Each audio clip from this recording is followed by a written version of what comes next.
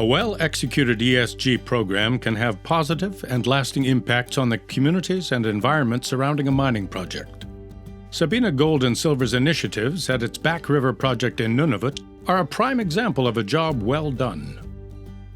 Sabina started consultation within the Kitikmeot communities approximately 10 years ago, and we've held over 250 meetings with community members, primarily Inuit, building up the relationships, listening to their suggestions on the project, making changes, and really developing that close bond between the two parties.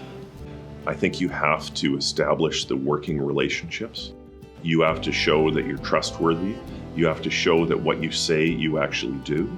And that doesn't happen overnight.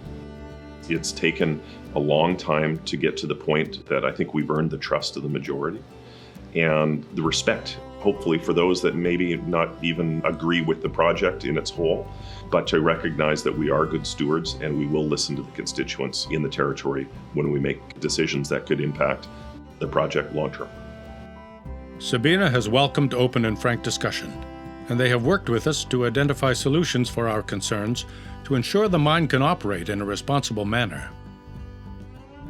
The Back River project is Sabina Gold and Silver's primary asset, which they acquired in the Kitikmeot region of southwestern Nunavut in 2009. The company began community consultation right away, and programs have been implemented even before the mine is operational. One project involves increasing the char population at Bernard Harbour.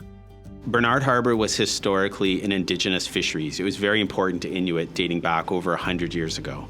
But over the years, the isostatic rebound and climate change caused the river to essentially start to dry up, making it harder for char to move up and down it. So Sabina joined and partnered with the Kugluktuk hunters and trappers in order to essentially move rocks to allow fish channels so that char can move up and down the river more effectively.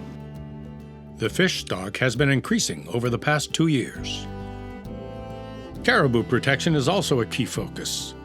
Monitoring is carried out daily, and operations are changed to adjust for their movement and ensure there is no impact.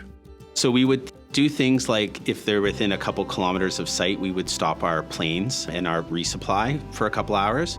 We could stop our heavy equipment. We could also stop blasting if they're really in close proximity to the open pit. But generally, when the caribou are in our area, they just migrate through. A number of community initiatives are in place, from training and education programs to supporting community organizations.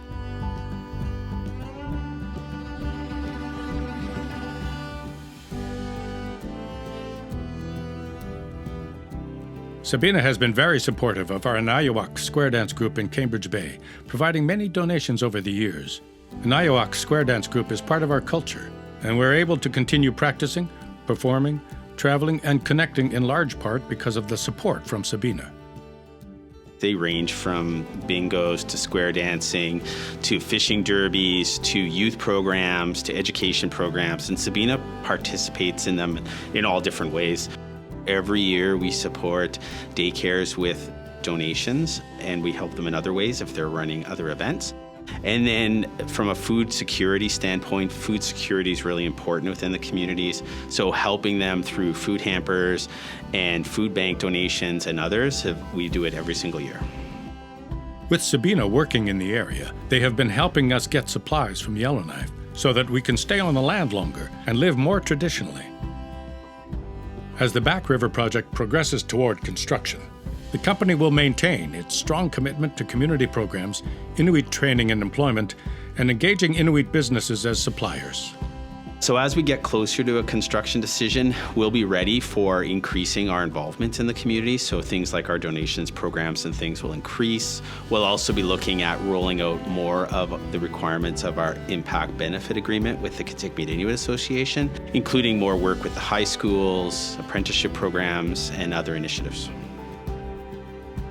Sabina's success in the community is built on strong partnerships and teamwork.